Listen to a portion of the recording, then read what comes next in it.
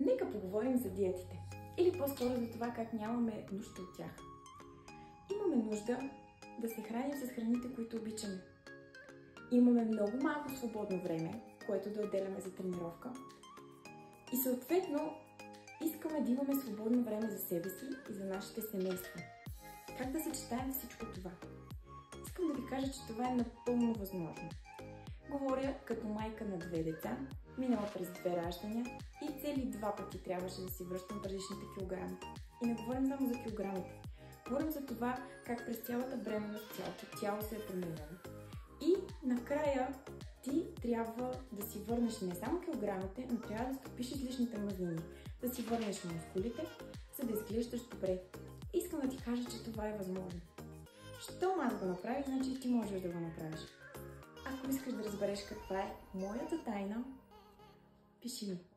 Ще ти помогна.